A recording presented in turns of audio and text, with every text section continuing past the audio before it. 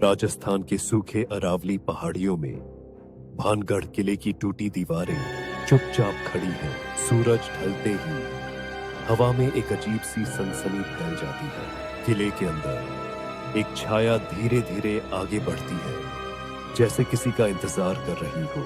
गुरु बालूनाथ अपनी कुटिया में ध्यान मग्न हैं। उनकी आंखें बंद हैं, लेकिन उन्हें पता है कि राजा माधो सिंह आ रहा है। राजा ने हाथ जोड़कर कहा, महाराज, मुझे यहाँ किला बनाने की अनुमति दे। एक गुरु ने आंखें खोलकर कहा, पर एक शर्त है।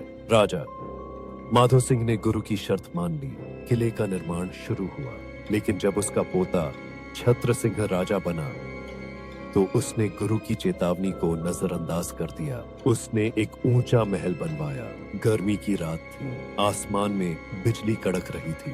किले की छाया गुरु की कुटिया पर पड़ी। अचानक एक जोरदार आवाज हुई, महल ढह गया। सुबह हुई तो किला खंडहर में बदल चुका था। छत्र सिंह और उसके दरबारी मृत पड़े थे। लोगों ने कहा, गुरु का श्राप सच हो गया।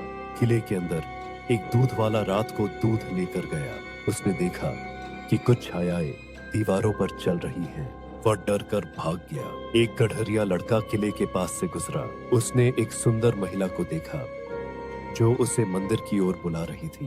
वह डर गया और भाग खड़ा हुआ। किले के पास बने घर रात को अचानक ढह गए।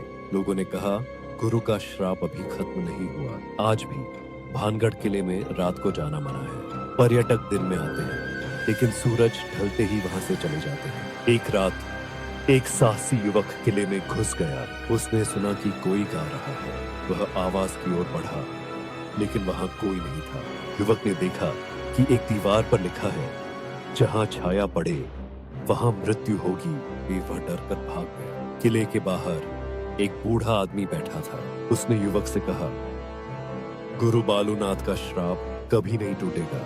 युवक ने पूछा, क्या कोई उपाय नहीं है? बूढ़े ने कहा, जो श्राप दिया गया है उसे केवल गुरु ही हटा सकते हैं।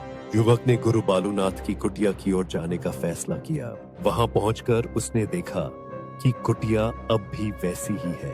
कुटिया के अंदर युवक ने एक प्राचीन पुस्तक देखी। उसने उसे खोला तो उसमें गुरु की लिखी हुई बातें थीं। पुस्तक में लिखा था, श्राप तभी टूटेगा जब कोई निस्वार्थ भाव से इस जगह की रक्षा करे। एक युवक ने सोचा, मैं यह कर सकता हूँ। युवक ने किले की सफाई शुरू की। वह रोज वहां जाता और मलबा हटाता। लोगों ने उसकी मदद करनी शुरू की। एक रात युवक किले में अकेला था। उसने देखा कि छायाएं धीरे धीरे गायब हो रही हैं। हवा में एक मधुर संगीत बजने लगा।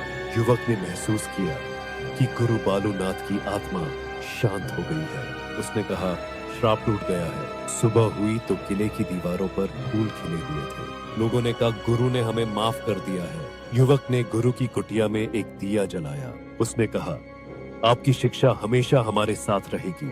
किले के पास एक नया गांव बसा। लोगों ने गुरु बालूनाथ की याद में एक मंदिर बनवाया। युवक अब गांव का नेता बन गया। वह लोगों को गुरु की कहानी सुनाता और उन्हें निस्वार्थ सेवा के लिए प्रेरित करता। एक दिन युवक ने किले के ऊपर एक नई इमारत बनाने का फैसला किया, लेकिन इस बार उसने गुरु की शर्त का पालन किया। नई इमारत बनकर तैयार हुई। युवक ने गुरु की कुटिया में जाकर कहा, आपकी आशीर्वाद से हमने यह संभव किया। गांव में खुशहाली लौट आई।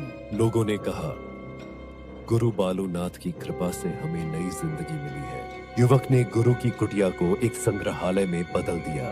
वहां लोग गुरु की कहानी सुनते और उनके आदर्शों को अपनाते। एक रात युवक ने सपना देखा कि गुरु बालूनाथ उसे आशीर्वाद दे रहे हैं। वह जागा तो उसके चेहरे पर मुस्कान थी। युवक ने गांव के लोगों को इकट्ठा किया और कहा, गुरु ने हमें सिखाया कि निस्वार्थ सेवा ही सच्चा धर्म है।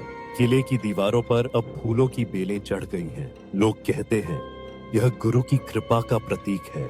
To watch more videos, please don't forget to like, subscribe our channel and hit the bell icon.